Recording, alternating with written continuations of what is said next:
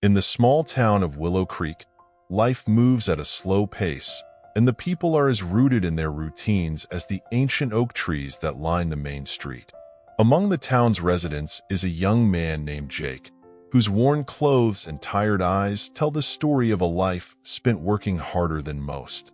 He's known as the boy with the donkey, Ben, a loyal and dependable creature who seems as weathered by time as Jake himself. Together, they plow fields, carry loads, and do any odd jobs they can find, scraping together just enough to get by. Jake's life is a simple one, filled with hard work and little reward. But despite his poverty, he has a dream, a vague hope that one day something might change, that maybe there's a better life waiting somewhere beyond the dusty roads of Willow Creek.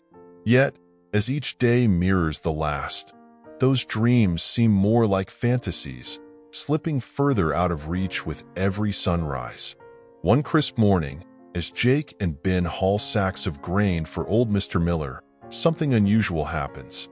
A car, sleek and out of place in this rural town, pulls up to the side of the road.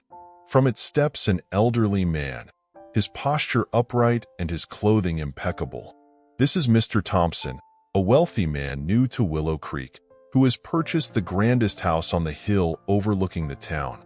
Mr. Thompson watches Jake and Ben with a curiosity that catches Jake off guard. As Jake guides Ben to the next load, he notices the old man's gaze and feels a mix of pride and embarrassment. Pride, because he knows how hard he works. Embarrassment, because he knows how little he has to show for it. Later that day, as the sun begins to set, Mr. Thompson approaches Jake. "You work hard," the old man says, his voice calm but commanding. Jake nods, unsure of what to say. Mr. Thompson's eyes shift to Ben, who stands patiently beside Jake, ears twitching at the sounds of the evening. "I've been watching you and your donkey," Mr. Thompson continues. "There's something special about the bond you share." Jake smiles weakly, unsure where this conversation is headed. "Ben's all I got," he replies. "He's more than just a donkey. He's my friend." Mr. Thompson nods, as if he's expected this answer. "I'd like to make you an offer," he says, his tone businesslike. "I'll pay you a handsome sum for Ben, more money than you've likely ever seen." The offer hangs in the air, heavy with possibility. Jake's heart races as he considers the wealth this could bring. Money that could change his life, maybe even help him realize those distant dreams. But then he looks at Ben, standing faithfully by his side, and he knows his answer. "I'm sorry, sir," Jake says, his voice steady. "But Ben's not for sale. He's more than just a beast of burden. He's my only true friend in this world, and no amount of money could make me part with him." Mr. Thompson studies Jake for a moment, a slight smile tugging at the corners of his mouth. "Very well," he says, turning to leave. "You've made your choice. We'll see if it was the right one." As Mr. Thompson walks away, Jake feels a strange mix of relief and uncertainty. He watches the old man disappear down the road, wondering what, if anything, might come of this encounter. But as he pats Ben's neck and leads him home, one thing is clear. He may not have wealth, but he has something far more valuable: loyalty and the peace of knowing he stayed true to himself. Jake often found himself lost in memories, especially on quiet nights when the stars blanketed the sky, and the only sound was the soft breathing of Ben beside him. The past wasn't something Jake liked to dwell on, but it was always there, lurking at the edges of his thoughts, waiting for moments like these to resurface. Years ago, when Jake was just a boy, life had been different. His family had been poor, but they had each other, and that had been enough. His father had taught him the value of hard work, and his mother had always been there with a warm smile, no matter how tough things got. But one harsh winter had changed everything. A sickness swept through the town, and within weeks, Jake had lost both his parents. Left alone, he had inherited the small plot of land they lived on, and with it, the responsibility of survival. Ben had come into Jake's life not long after that.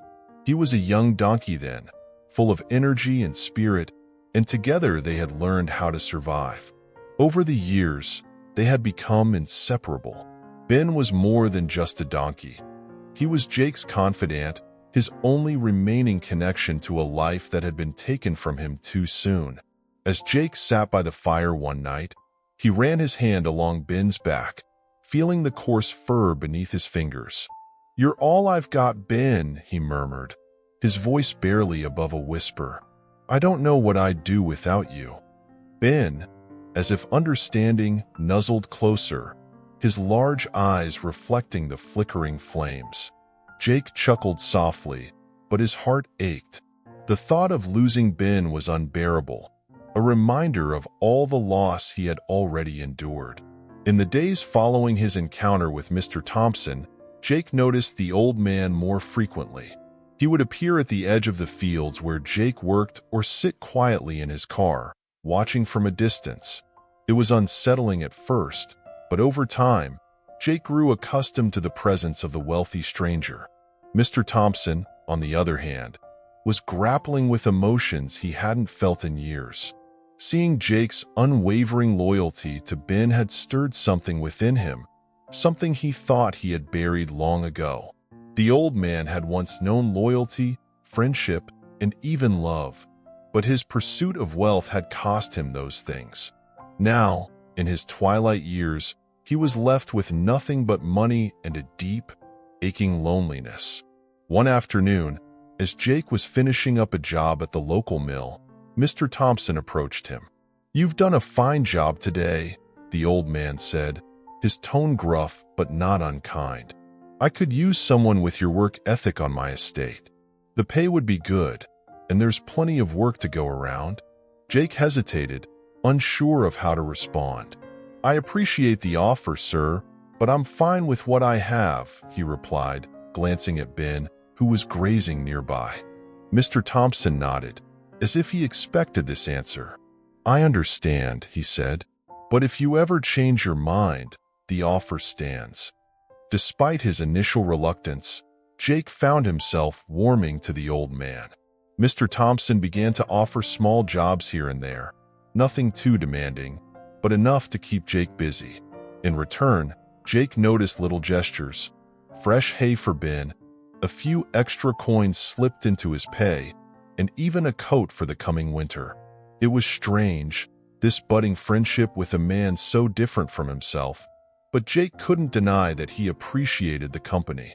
Ben, too, seemed to sense the change. He greeted Mr. Thompson with gentle nudges and allowed the old man to pet him, something he rarely let others do. It was as if the donkey recognized the pain in Mr. Thompson's heart and wanted to offer what comfort he could.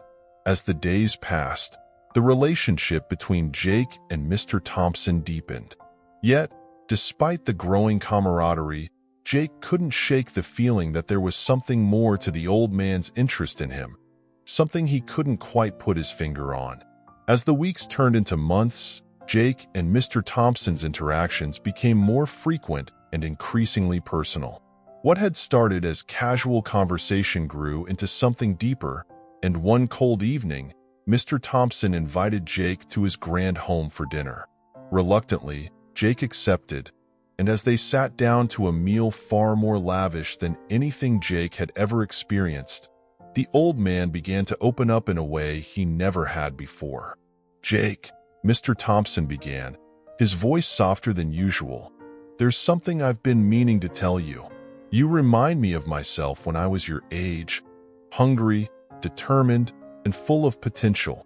But there's something you should know about how I came to be where I am today." Jake listened intently as Mr. Thompson spoke, his usual stern demeanor giving way to a vulnerability that caught Jake by surprise. The old man recounted his early years, describing a life not unlike Jake's, one of hardship and relentless struggle. Mr. Thompson had grown up in a small town, not unlike Willow Creek, and had worked tirelessly to escape the grip of poverty. But as he chased wealth, he had lost much more than he gained.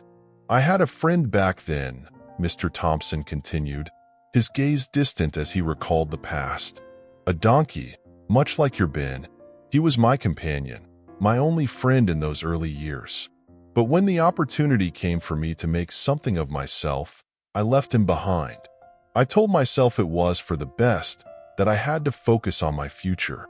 But looking back now, I realize it was the first of many sacrifices that led me to this, alone, in a house that's too big for one old man. Jake felt a pang in his chest as he listened. He could see the regret etched into the lines of Mr. Thompson's face, the weight of choices made long ago. The old man wasn't just wealthy. He was burdened by a lifetime of decisions that had cost him dearly. "I see myself in you, Jake," Mr. Thompson said, his voice thick with emotion. "And I fear for you. I fear that if you don't take a different path, you'll end up like me, rich, yes, but with nothing that truly matters." Jake didn't know what to say. The idea of wealth had always seemed so distant, so unattainable, and yet here was Mr. Thompson, offering him a glimpse into a future that wasn't as golden as he had imagined. The turning point came a few days later. Mr. Thompson, his expression serious but kind, approached Jake with an offer that left him reeling. "Jake," he began, "I want you to be my heir. I have no family, no one to leave my fortune to, but I see potential in you, the kind of potential that could change your life. I want you to have everything I've built, on one condition." Jake's heart raced as Mr. Thompson continued. "To inherit my wealth, you must leave Willow Creek. Start anew, far from here, and leave Ben behind. He'll be well cared for. I promise you that. But you can't take him with you." The proposal was as tempting as it was terrifying. Jake's mind whirled with possibilities. Escaping poverty, living a life of comfort and security. But at what cost? Could he really leave Ben, the one constant in his life, behind? Seeing Jake's hesitation, Mr. Thompson revealed a painful truth from his past. "I once had to make the same choice," he confessed. "I chose wealth over loyalty, and it's a decision that haunts me to this day. I don't want you to make the same mistake, Jake, but I also know that opportunities like this don't come often." Jake was torn. The prospect of wealth was tantalizing, but the thought of abandoning Ben was unbearable. As he looked into Mr. Thompson's eyes, he saw not just a wealthy man, but someone who had lost more than he had gained. The offer was more than just money. It was a test of Jake's values, of what truly mattered to him. The room fell silent as Jake grappled with the decision that could change his life forever. Jake stood in the quiet of his small home, staring at the walls that had sheltered him for so many years. His mind was a storm of thoughts, each one battling for dominance. The offer from Mr. Thompson was life-changing, an escape from the grind of poverty, a chance at a future he had never dared to dream of. But the price was steep. He would have to leave behind the one friend who had been with him through everything, Ben. Ben lay by the fire, his large, gentle eyes watching Jake with a calm understanding. It was as if the donkey sensed the turmoil within his owner, offering silent companionship as Jake wrestled with his decision. The warmth of the fire, the familiarity of Ben's presence. It was all Jake had ever known, and the thought of giving it up felt like a betrayal, not just to Ben, but to himself. As the night deepened, Jake couldn't help but think of the words Mr. Thompson had spoken, the regret, the loneliness that came from choosing wealth over what truly mattered. He imagined himself in the old man's shoes, surrounded by riches, but with no one to share them with, and it filled him with a sense of dread. The next morning, Jake met Mr. Thompson at the edge of the field where they had first spoken. The air was crisp, and the sun was just beginning to rise, casting a soft glow over the town. Mr. Thompson stood tall, his face a mask of calm, but there was an unmistakable tension in his eyes. "Have you made your decision?" Mr. Thompson asked, his voice steady, though Jake could sense the underlying anxiety. "Have you made your decision?" Mr. Thompson asked, his voice steady, though Jake could sense the underlying anxiety. Jake took a deep breath, his heart heavy. "I have," he replied. "I can't take your offer, sir. I can't leave Ben behind. He's more than just a donkey to me. He's been with me through everything, and I can't turn my back on him now, no matter what the future holds." For a moment, silence hung between them, the weight of Jake's words sinking in. Mr. Thompson's expression softened, and he nodded slowly, a mixture of disappointment and relief in his eyes. "I understand," he said quietly. "I had hoped you would make a different choice, but in truth, I admire your loyalty. It's something I lost long ago, and I've regretted it every day since." The tension broke, replaced by a quiet understanding. Mr. Thompson realized that he had been wrong to try and force Jake into a decision that would have cost him everything he held dear. The old man's shoulders slumped slightly, as if the burden of his own past choices had finally been lifted. "I see now that wealth isn't everything," Mr. Thompson continued, his voice filled with a newfound clarity. "What matters are the connections we make, the people and, yes, the animals we choose to share our lives with. I've been alone for too long, and it's time I started making amends." Jake looked at the old man, seeing not just a wealthy figure, but a person who had learned the hard way what truly mattered in life. "Thank you, Mr. Thompson," Jake said, his voice filled with gratitude. "But I can't accept your fortune. I don't need money to be happy. I just need Ben." Mr. Thompson smiled, a genuine warmth in his eyes. "You're a good man, Jake, and I want to help you in a way that doesn't require you to sacrifice what's most important to you." Over the next few weeks, Mr. Thompson began investing in Willow Creek, using his wealth to create opportunities for the town's residents.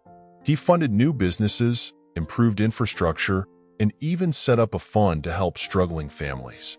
Jake found himself in a better position than ever, with steady work and a stable life, all without having to leave Ben behind. As the town flourished, so did the unlikely friendship between Jake and Mr. Thompson. The old man had found a sense of purpose in helping others, and Jake, with Ben by his side, felt more content than he ever had before. In the end, Mr. Thompson discovered that true wealth wasn't in the money he had accumulated, but in the difference he could make in the lives of others. Jake and Ben continued their journey together, now with a brighter future ahead. And Mr. Thompson, finally at peace with his past, found redemption in knowing he had helped someone stay true to themselves, and in doing so, had healed a part of himself that had been lost for so long. If you enjoyed this story, don't forget to like, comment, and subscribe to our channel. I'd love to read your thoughts, so please leave a comment below. Your support means the world to us, and it helps us keep bringing you more stories like this one.